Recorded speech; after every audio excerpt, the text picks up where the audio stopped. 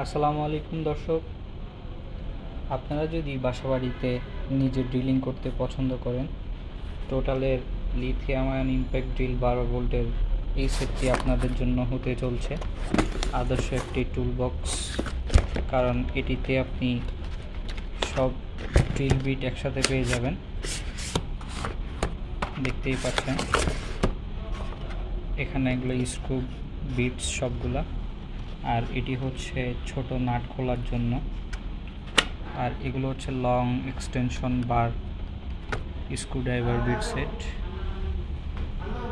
আর এগুলো হচ্ছে drill bit, এটি হচ্ছে স্টিল ফুটা করার জন্য ড্রিল বিট। তো এরকম আরও একটি বক্স দেওয়া থাকবে এটির সাথে।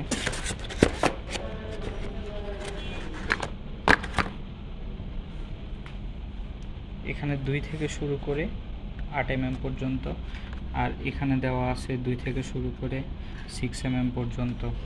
আর এগুলো হচ্ছে যে কাঠে ডিল করার বিট। আর এর পাশে যেগুলো দেখতে পাচ্ছেন এগুলো হচ্ছে কংক্রিট ওয়ালে ডিল করার বিট। তো এটি মূলত হচ্ছে যে 3টি ফাংশন দেওয়া থাকবে এই ড্রিলটাতে, একটি হ্যামার ফাংশন, একটি ড্রিল ফাংশন, আর একটি হচ্ছে স্ক্রু ফাংশন।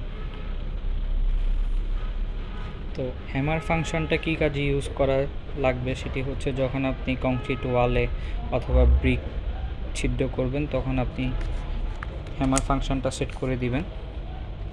আর যখন কোনো স্ক্রু খোলা লাগবে তখন স্ক্রু ফাংশনে সেট করে দিবেন। আর নর্মাল ডিল কাঠে অথবা প্লাস্টিকের উপর ডিল করতে চাইলে এই সেটটাতে সেট করে দিলেই হবে। এটির টর্ক গিয়ার হচ্ছে যে 18 পর্যন্ত। তো যখন আপনি 18তে সেট করবেন, সেট করে যখন কাজ করবেন তখন হচ্ছে যে এখানে আরও 2টা গিয়ার আছে, 1-2 গিয়ার। 2তে দিলে আপনি হাইস্ট আরপিএমটাই পাবেন।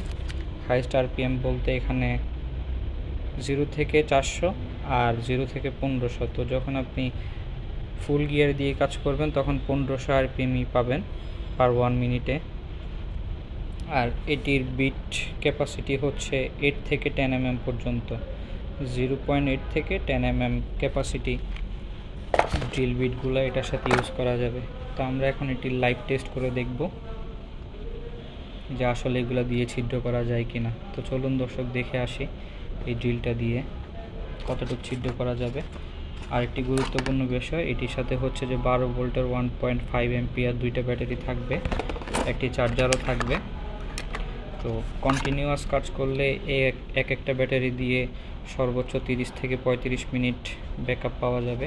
আর যদি আপনি থেমে থেমে কাজ করেন দেখা যাচ্ছে যে দিনে 5-7 ঘন্টা ইউজ করতে পারেন।